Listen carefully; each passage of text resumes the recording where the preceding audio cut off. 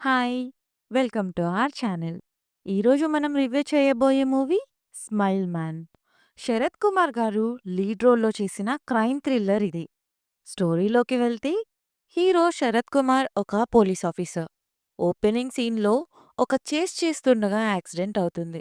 ఆ యాక్సిడెంట్‌లో కార్‌లో లాక్ అయిన శరత్ కుమార్‌ని విలన్ హెడ్ మీద కొడతాడు. కట్ చేస్తే ఆ ఇన్సిడెంట్ వల్ల శరత్ కుమార్‌కి అల్జీమర్స్ అటాక్ అవుతుంది. ఇంకో 1 ఇయర్‌లో అన్నీ మర్చిపోతారు అని డాక్టర్ చెప్తారు. అప్పుడు మన హీరో తను సాల్వ్ చేసిన కేసెస్ అన్నీ ఒక బుక్‌లో రాసి పబ్లిష్ చేస్తారు. ఆ బుక్ పబ్లిష్ అయిన డే నుండి ఫ్లాష్ బ్యాక్‌లో జరిగిన సేమ్ ప్యాటర్న్‌లో మర్డర్స్ స్టార్ట్ అవుతాయి. ఆ ప్యాటర్న్ ఏంటంటే కిల్లర్ మనుషుల్ని చంపేసి వాళ్ళ ఫేసెస్‌ని స్మైల్ చేస్తున్నట్టుగా డిజైన్‌గా కట్ చేస్తాడు. సో, ఇప్పుడు ఆ కేస్ సాల్వ్ చేయడానికి హీరో మళ్ళీ సర్వీస్‌లోకి జాయిన్ అయ్యి, ఆల్రెడీ అదే కేస్ మీద వర్క్ చేసే టీమ్‌లో జాయిన్ అవుతాడు. ఫైనల్లీ ఆ క్రిమినల్ ఎవరు? అసలు ఎందుకు చేశాడు? మన శరత్ కుమార్‌కి ఆ క్రిమినల్‌కి లింక్ ఏంటి? అదే ప్యాటర్న్‌లో మర్డర్స్ ఎందుకు చేస్తాడనేది ఈ మూవీ స్టోరీ. పాజిటివ్స్‌లోకి వెళ్తే స్టోరీ అండ్ స్క్రీన్ ప్లే బాగా చేశారు.